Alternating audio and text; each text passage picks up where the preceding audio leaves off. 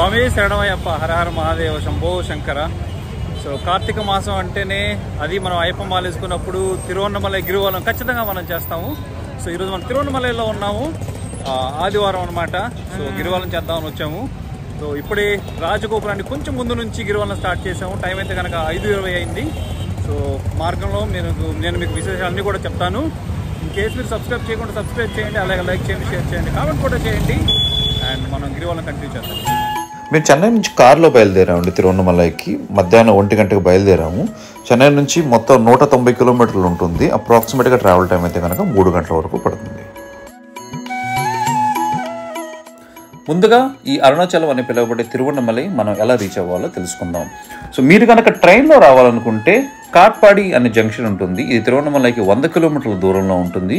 మీరు ఈ స్టేషన్ కనుక చూస్ చేసుకుంటే కొంచెం ఫ్రీక్వెన్సీ ఆఫ్ ద ట్రైన్స్ అనేవి ఎక్కువ ఉంటాయి. సో ఇక్కడికి రీచ్ అయిన తర్వాత ఇక్కడ నుంచి బస్సెస్ అనేవి తిరువన్నమలైకి లభిస్తాయి. సో కాట్పాడి నుంచి తిరువన్నమలై ఒక 100 కిలోమీటర్ల వరకు ఉంటుంది. తిరువన్నమలైలో రైల్వే స్టేషన్ కూడా ఉంది. కాకపోతే ట్రైన్స్ ఫ్రీక్వెన్సీ అనేది చాలా అంటే చాలా తక్కువ. అది చాలా దూరం కూడా ఉంటుంది, ట్రావెల్ టైం ఎక్కువ ఉంటుంది.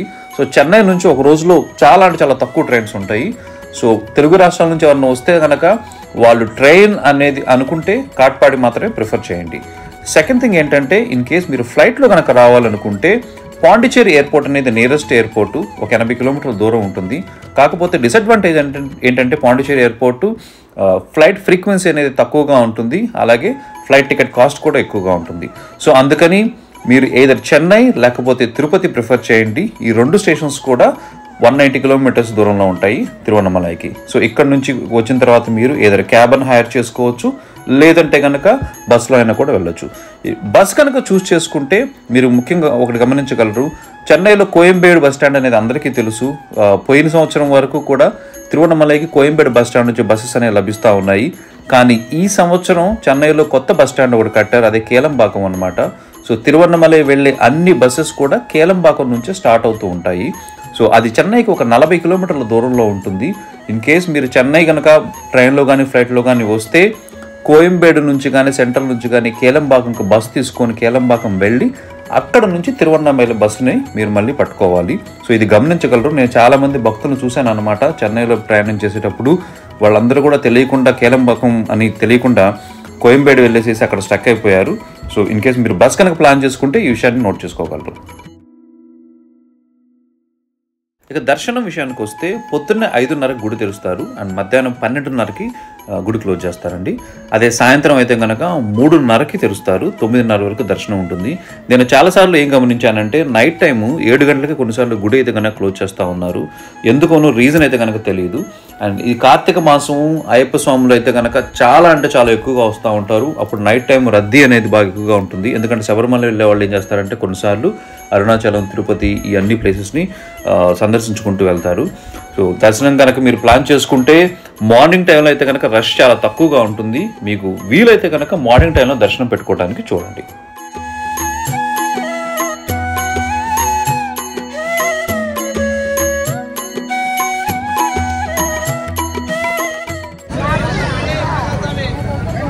ఇంతకుముందు అయితే కనుక మనం తారత అంతా కూడా ముందు ఇచ్చేవాళ్ళం. ఇప్పుడైతే కనుక ఇదంతా సిమెంట్ వేసి బ్లాక్ చేసి ముందుకు వెళ్ళకుండా తారతలో వెళ్ళి కూడా ఇక్కడ ఇస్తూ ఉన్నారు.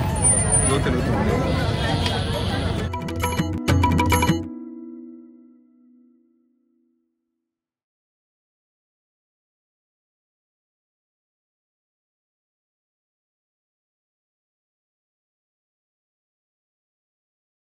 సో మా గిరివల్లో అయితే రాజగోపురం కంటే కొంచెం ముందు స్టార్ట్ చేసాము. ఇప్పుడే రాజగోపురం క్రాస్ చేసి ముందుకు వచ్చాం అనమాట.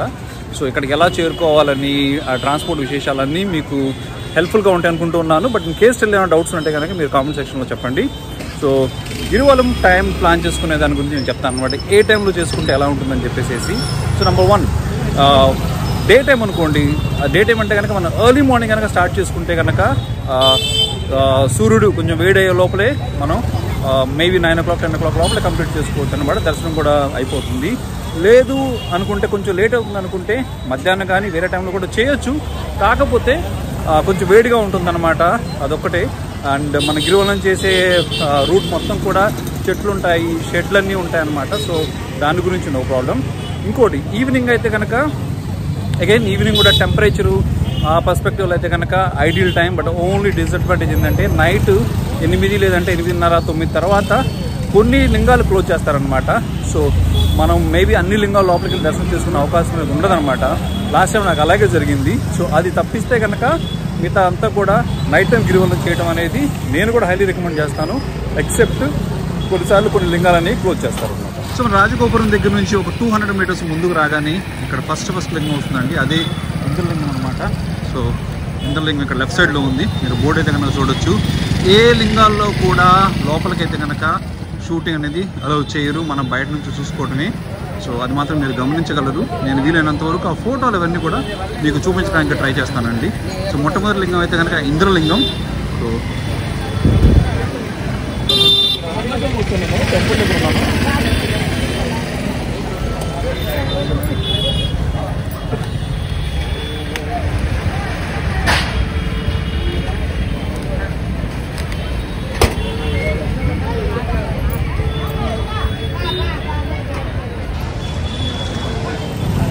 కార్తీక మాసంలో అయితే కనుక ప్రతి ఒక్క రోజు ఈ అరుణాచలేశ్వరుడి సన్నిధిలో పండగలాగే వాతావరణం ఉంటుందన్నమాట.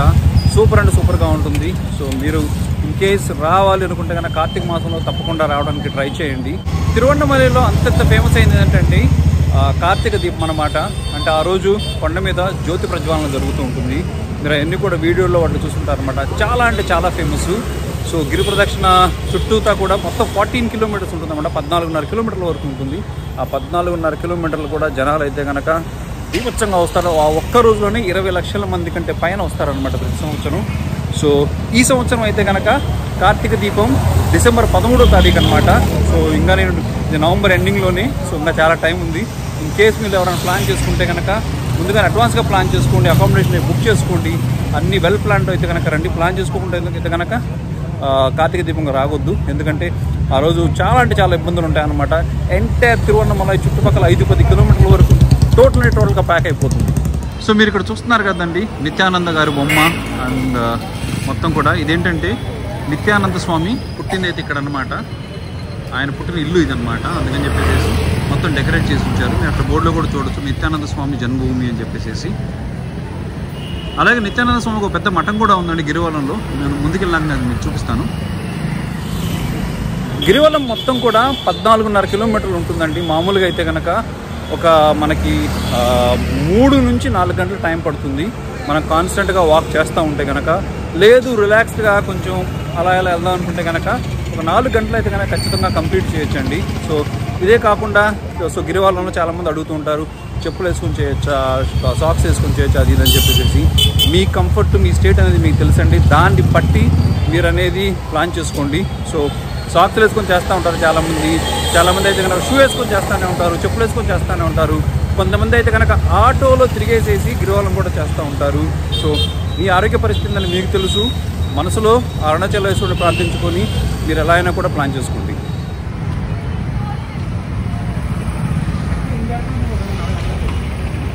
Sir, we can climb this hill up to some extent, no? We can go to Dandashramam. Is it? And అరుణాచలంలో చూస్తే కనుక చాలా బోర్డులు అన్ని భాషల్లో ఉంటాయి. తెలుగు అనేది మస్ట్ అండ్ షుడ్ అనమాట. గిరివలం పాట అని పెట్టారు, గిరివలం దారి అని.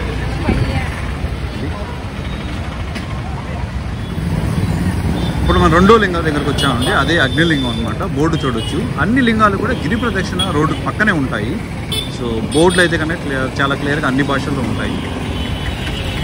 ఇదే అనమాట లోపలికి వెళ్ళాల్సింది అగ్నిలింగం దగ్గర.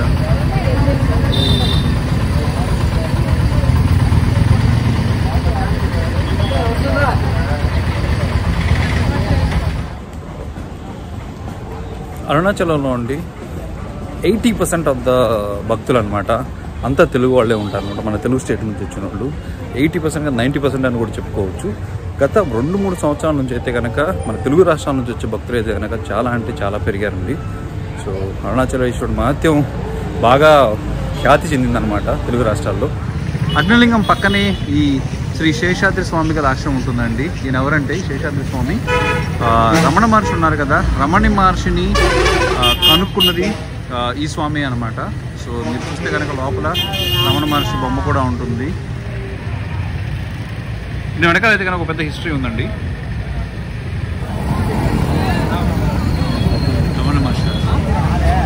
ఇప్పుడు రమణ మహర్షి ఆశ్రమం దగ్గరకు వచ్చాము, చూడొచ్చండి. పగలైతే కనుక అన్నదానం ఉంటుంది, చాలా అంటే చాలా యాక్టివిటీస్ ఉంటాయి. అందుకని బయట నుంచి చూస్తూ ఉన్నాం. మేము గిరివలం స్టార్ట్ చేసి అయితే కనుక 1 గంట 15 నిమిషాల దాకా అవుతుందండి. ఇప్పటికి 4 కిలోమీటర్లు నడిచాము. సో ఇంకా అప్రాక్సిమేట్గా 10 కిలోమీటర్ల వరకు ఉంది. రోడ్లు అయితే కనుక ఎంత నైట్ అయినా కూడా ఇలాగా జనాలు తిరుగుతూనే ఉంటారండి. నైట్ టైం నేను చెప్పినట్టుగా చాలామంది గిరివలం చేస్తూ ఉంటారు. సో నైట్ ఎవరైనా ఉండరా నైట్ మనం వెళ్తే అని భయపడాల్సిన అవసరం అయితే లేదు, చాలా సేఫ్ కూడా. నడిచేటప్పుడు ఇలా జనాలు ఉన్నప్పుడు అయితే కనుక రోడ్డుకి మధ్య వరకు వస్తారండి. వెహికల్స్ అయితే కనుక ఎప్పుడు తిరుగుతూనే ఉంటాయి, కొంచెం జాగ్రత్తగా చూసుకొని నడవాలి. నా సలహా ఏంటంటే ఎడం పక్క నడిచే బదులుగా కుడి పక్క నడిచారనుకోండి, వెహికల్స్ మనకి ఎదురుగా వస్తూ ఉంటే కనపడుతూ ఉంటాయి. అదొక సజెషన్ అనమాట. ఎందుకంటే నేను రన్నర్ కాబట్టి మేము రన్నింగ్ చేసేటప్పుడు రోడ్డు పక్కన ఇలాంటి నియమాలన్నీ పాటిస్తూ ఉంటాము, సేఫ్టీ పర్పస్ అని చెప్పేసి. మనం 5 కిలోమీటర్లు నడిచిన తర్వాత యమలింగానికి వచ్చాము, చూడొచ్చు. ఇదే అనమాట యమలింగం. ఎదురుగానే సమాధులు అనమాట, మొత్తం చూడొచ్చు మీరు.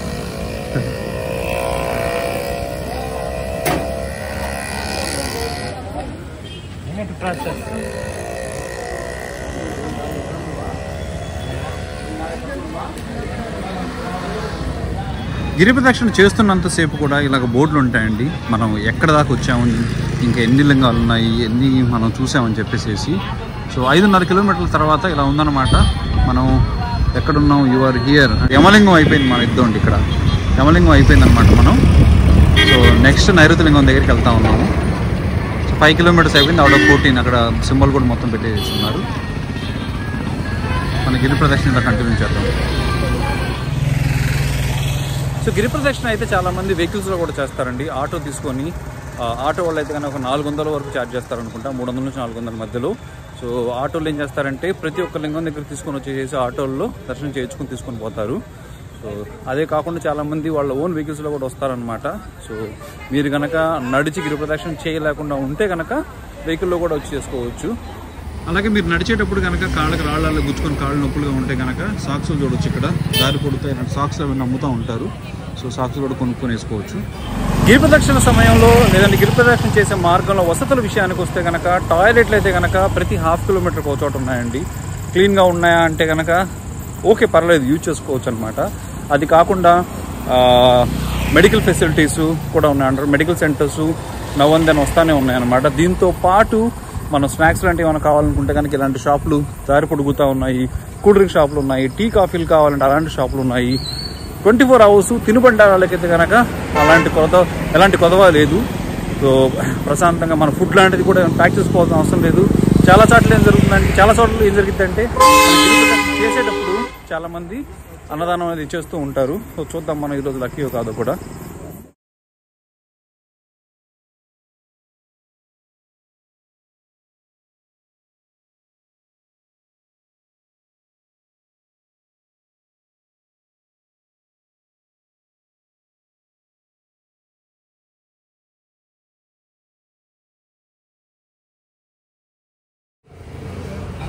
అకామిడేషన్ గురించి ఒక చిన్న పార్ట్ కవర్ చేస్తాను. మీరు ఇక్కడ చూస్తే కనుక రూమ్లు 200 రూపాయల నుంచి ఉన్నాయన్నమాట. డార్మెటరీలు 200, 300, 500 నుంచి. అకామిడేషన్ గురించి నేను మీకు రెండింటిగా చెప్తాను. అకామిడేషన్ అండి ఎక్కడైనా సరే పిచ్చిగా ఉన్నాయి అనమాట. మీకు ఏ బడ్జెట్లో కావాలంటే ఆ బడ్జెట్లో అకామిడేషన్ అనేవి ఉన్నాయి. నేను చూపించినట్టుగా 200, 300 దగ్గర నుంచి 2-3 వేల వరకు కూడా ఉన్నాయన్నమాట. సో మీరు చూస్ చేసుకోవచ్చు. కానీ కార్తీక మాసంలో గిరి ప్రదక్షిణ చేసే వాళ్ళు ఎక్కువ ఉంటారు కాబట్టి కొంచెం ముందు బుక్ చేసుకుంటే మంచిది. దాంతోపాటు ఇంకా ఏంటంటే మీరు కనుక కార్తీక దీపంకి వచ్చేటట్టుంటే కనుక అప్పుడు ఖచ్చితంగా అన్నీ చెక్ చేసుకొని మాత్రమే రండి. దీంతోపాటు మన తెలుగు వాళ్ళు చాలామంది యూట్యూబర్స్ చాలా వీడియోస్ చేశారండి. వాళ్ళు కొన్ని తెలుగు హోటల్స్కి, తెలుగు ఆశ్రమ్స్కి వాటన్నింటికి వెళ్ళి కవర్ చేశారు. సో ఆ డీటెయిల్స్ అయితే కనుక నా దగ్గర లేదు. బట్ కానీ మీరైతే కనుక నేను జస్ట్ యూట్యూబ్లో సెర్చ్ చేస్తే కనుక ఇన్ఫర్మేషన్ మీకు దొరుకుతుంది. బట్ తెలుగు వాళ్ళ అకామిడేషన్స్ అయితే కనుక చాలా ఉన్నాయి ఇక్కడ. హాయ్, ఎవరండి మీది? హైదరాబాద్. సో గిరి ప్రదక్షిణలో మన తెలుగు వారు తగిలారండి. సార్ ఏం పేరు సార్ మీ పేరు? వేణుగోపాల్ గారు. హైదరాబాద్ నుంచి అండి. సో ఎలా వచ్చారు సార్ మీరు అరుణాచలంకు? నా భార్య శివభక్తురాలు. ఓకే, ఆమెకి సేవకుడిగా నేను వచ్చాను. Very good sir. సో బాగుంది గిరి ప్రదక్షిణ, చాలా బాగుంది. చక్కగా ఉంది, ఎంజాయ్ చేస్తున్నాము. ఎస్పెషల్లీ దేవుడి పాటలు వింటూ నడుస్తున్నాను, వేరే ఆలోచన లేకుండా. పూర్తిగా దేవుడి పాటలు వింటూ నడుస్తున్నాను. సూపర్ సార్, మంచిది. థ్యాంక్ యూ, ధన్యవాదాలు sir. Thank you sir.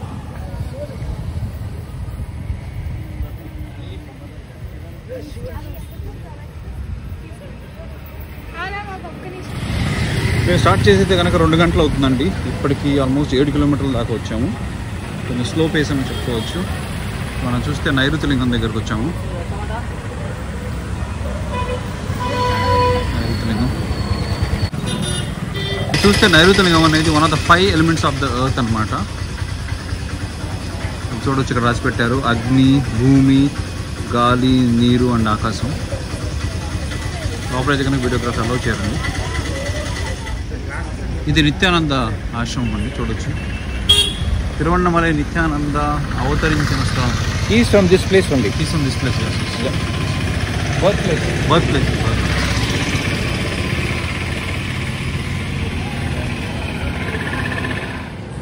So 8.5 కిలోమీటర్లు నడిచిన తర్వాత సూర్యలింగం దగ్గరకు వచ్చామండి. చూడొచ్చు మీరు ఇక్కడ.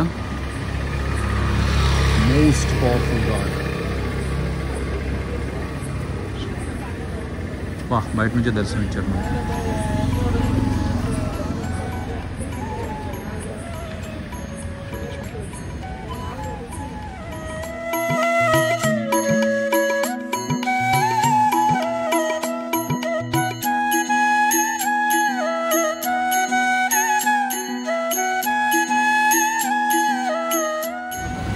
అన్నదానం పక్కనే వరుణలింగం ఉంది. వరుణదేవుడి కృపా కటాక్షాలు చాలా అంటే చాలా అవసరం. తాగడానికి నీరు దగ్గర నుంచి రైతులు పచ్చగా ఉండాలన్నా అన్నిటికీ. ఇటీవల డిస్టెన్స్ లెఫ్ట్ ఇంకా 7 కిలోమీటర్లు ఉందండి. మనం 7 కిలోమీటర్లు ఉందన్నమాట. ఇంకా చూడొచ్చు మాట వరుణలింగం.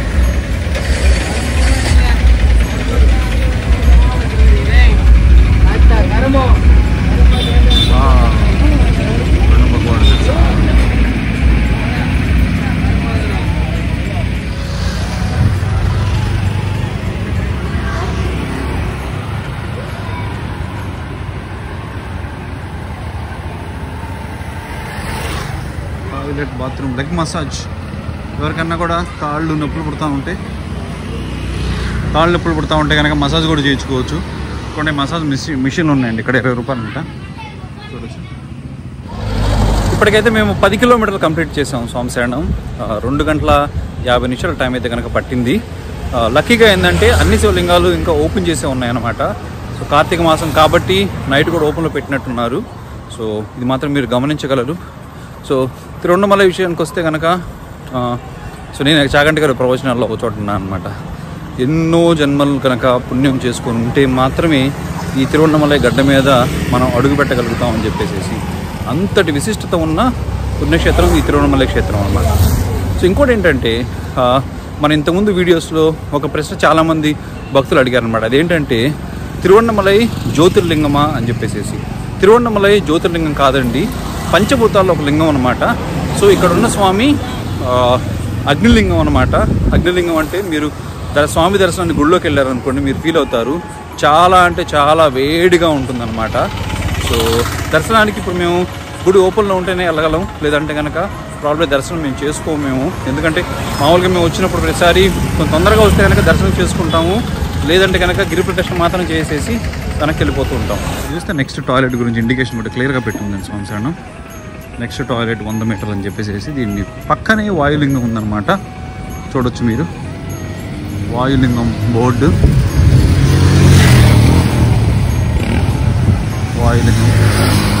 వాయులింగం అంతే కనుక లోపలికి వెళ్ళకుండా క్లోజ్ చేసి పెట్టారు. నేను చెప్తున్నా కదా ఇంతకుముందు కొన్ని లింగాలు క్లోజ్ చేసి ఉంటారని. సో వాయులింగం అయితే కనుక క్లోజ్ చేసింది. మనం ఇక్కడ బయట నుంచి దర్శనం చేసుకోవాలి.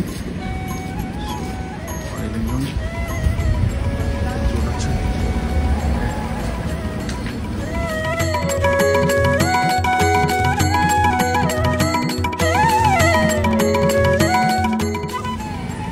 పదకొండు 35 కిలోమీటర్ల తర్వాత మనం చంద్రలింగం దగ్గరకు వచ్చామండి. చూడొచ్చు. సో చంద్రలింగం అనేది బేసిక్గా గిరివరంలో ఉన్న లింగాల్లో కౌంట్ కాదనమాట, సపరేట్ లింగం అని చెప్పుకోవచ్చు. ఇది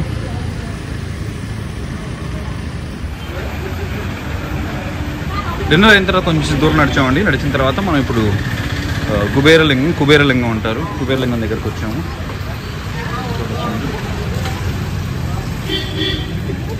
కుబేర స్వామి ఈ లింగం అయితే ఓపెన్లోనే ఉంది, లోపలికి దర్శనం చేసుకోవచ్చు.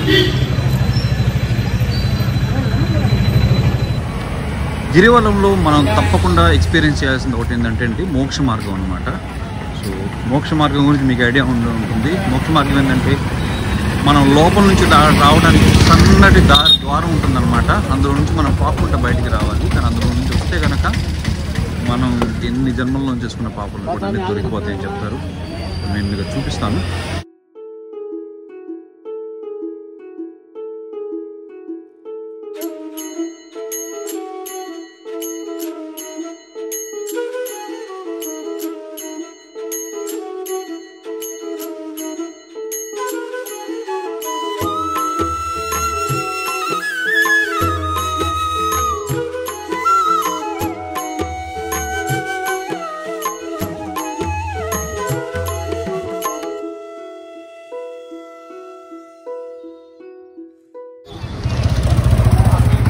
సోమశరణం ఇప్పుడు 13.5 కిలోమీటర్ల దాకా వచ్చామండి మనం.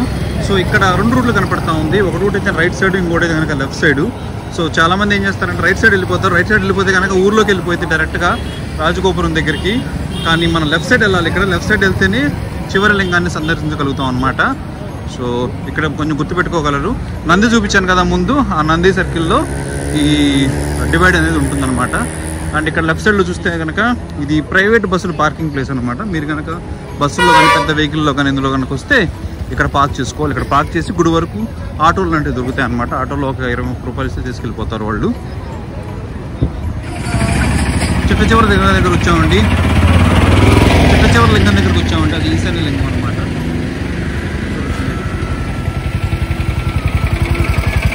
ఆటోల్లో అయితే కనుక చాలామంది ఇలాగా తిరుపతి చేస్తూ ఉంటారు.